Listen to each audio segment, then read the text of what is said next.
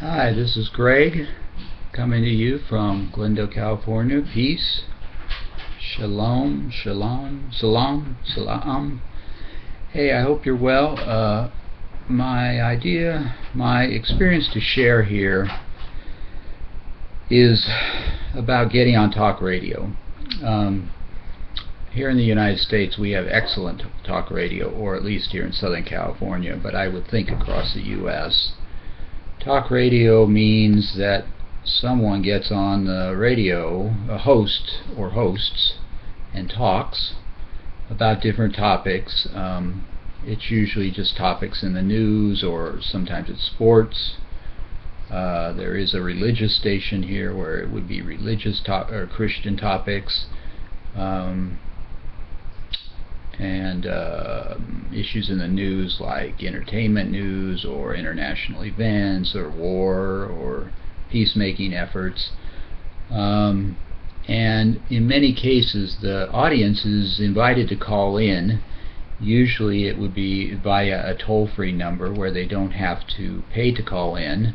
In most cases you're probably going to be listening to a local radio show which comes from a station somewhere within 50 miles of you. But in some cases you might be listening to a national radio show, and that might originate from a studio near you, but it might originate from a studio a long ways away, like on the other side of the country. But they've created an arrangement where the show goes out to a number of radio stations across the country.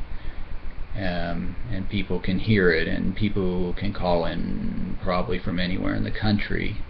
And the idea is that something you've heard has interested you, you have a question to ask the host, or they have guests on, or a comment to make about what they're talking about, and hopefully, you call in. I've done this a lot of times. I enjoy it. I do listen to the radio a lot. I never have owned a television, and I'm 54 years old, and I tend to I enjoy thinking about what I'm hearing on the radio and either expressing my opinion, or I often have questions about what the host or guests are saying, so I like to call in. One almost always gets a screener, where one has to talk to them off air and tell them what one would like to say or ask, and if the screener likes it, then they'll put you in line to get on the air, which generally they'll send a message to the host via computer. Usually they're in a room next door to the host, but they can talk to you off air, and there's some kind of soundproofing where you won't be heard in the room where the host is actually talking on air. They send a computer message to the host with your name and what you'd like to talk about, and they put you in line to talk, which the way it works is they click you over to listen to the show through your phone, so you can hear what the host is saying and the guest just as though you were listening to the radio. Although actually you hear it sooner than the people who are at home just listening on their radios, because for the people at home there's about a 1-minute delay. The shows are delayed because it gives them time in case someone says something awful that they didn't expect or curses on air. They can edit it out before it goes out over the air. But you're listening on the phone. You can't say anything yet, you can only listen, because the host hasn't come to you and made a connection where you actually can talk and be heard on the air. But you are listening ahead of, you're hearing the show probably in real time, as opposed to someone on the radio who's hearing it really a minute or 90 seconds after it actually happened or got said.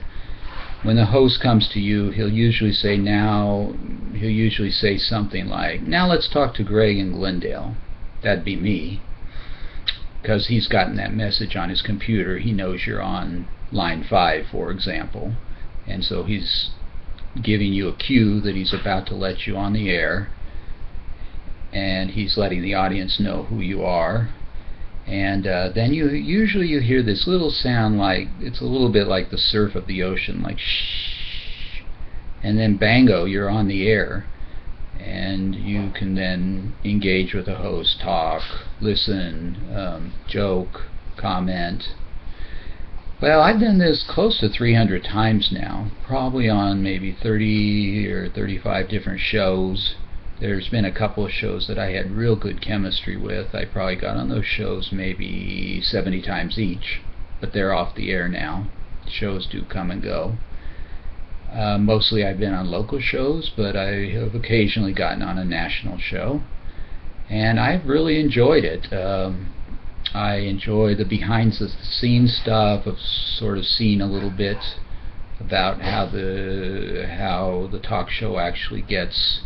Well, it's all the stuff I just told you. If you never called in, you wouldn't know all the stuff about screeners and getting put in line and how your name gets to the host. And then I enjoy the interaction over different issues and asking questions, because it is the radio, and most people would like to be on the radio. The radio show can get excellent guests. So what they're getting on the radio is famous people or experts in all kinds of areas. And if you ask a question, you're going to get an answer that's a very informed answer. So it is a very good way to become informed. If you give a comment, you're going to get some commentary back that's going to help you maybe develop your idea, or it might show you a weakness in your idea, or it might show you a strength in your idea that you had never noticed before. And that's good for you. Then you have to sort of grapple with that. Now, the thing I'm not very good at is sort of thinking on my feet on air.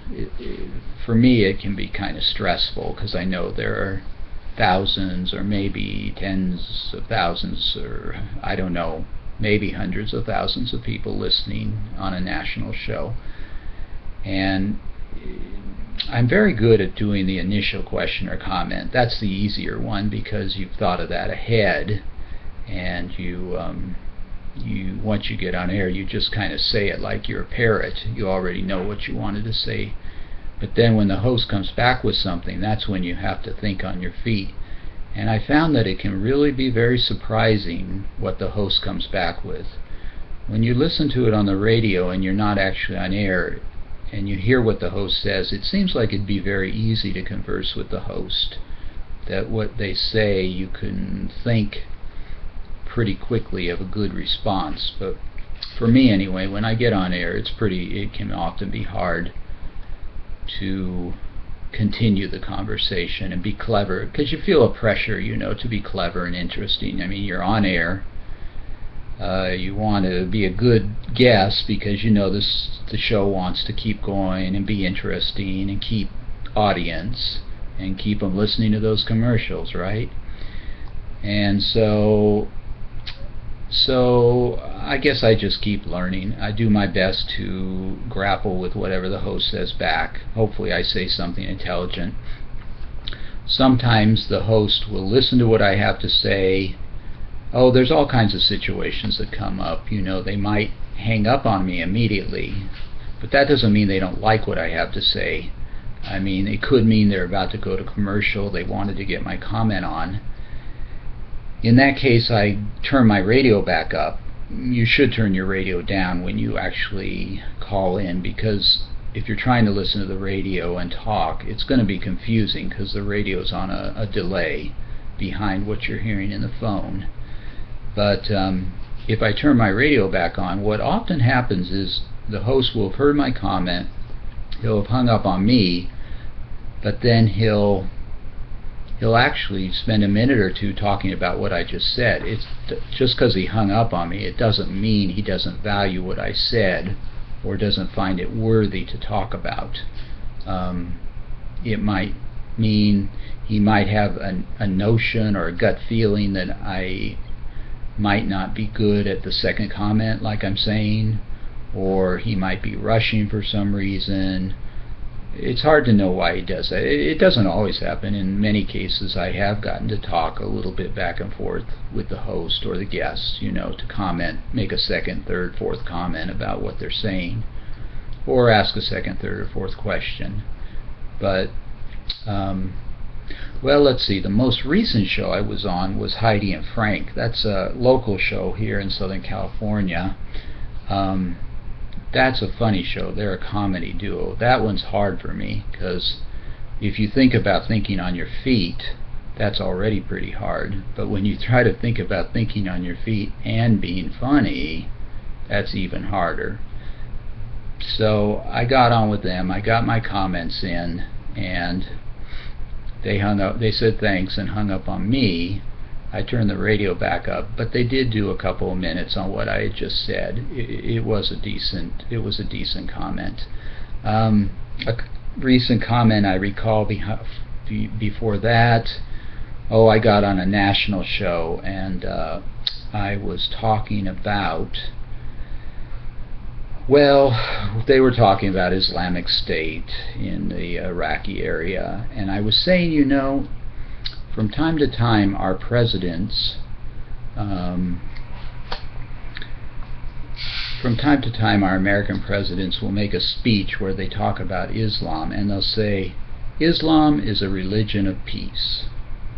They're trying to say that Muslims should not be terrorists, that the Muslims who are terrorists are just a small group, and for the most part, we should all get along. Whatever we are, we should all get along with Muslims because they're peaceful people. But what our presidents never say is why they believe Islam is a religion of peace. I think it probably is, or I think it is, but I'd like to hear why the president thinks that. And I said that on the air, and the host took the comment. It went out over the air, and in this case, he did hang up on me. He didn't give me a comment back and then let me comment further. But I then turned my radio up, and he did actually 3 or 4 minutes on my comment. He said that he thought when our presidents say that Islam is a religion of peace, he thinks they're trying to protect Muslims in the United States from persecution. Which I guess might be one purpose. I don't think it's the main purpose. I think the main purpose is that the presidents believe that Islam is a religion of peace, and they're just trying to remind us of that, maybe remind Muslims to work for peace, remind Muslim terrorists that they're kind of out of step with the majority of their fellow Muslims. And I don't mean to be, I'm not a Muslim phobe or an Islamophobe. I know that Muslims are taking a certain amount of grief in the U.S. these days because there are some that are terrorists. Some even debate whether you should call them terrorists. It's just an example of what we talked about on the radio. So if you've never done this before, I encourage you to do it. It does take some courage to call in, or it does for me. It might be easy for you. Who knows, maybe you're a radio host who's never discovered his or her true calling, and you might find you're very comfortable on the air. But even if it's difficult, do think of the rewards. It's really fun. It makes you feel good about yourself that you did something difficult. You learn a lot, both about how radio works and about whatever subject you called in about. So it's great. Any ideas you have about what I've said, please leave me some comments. Thanks.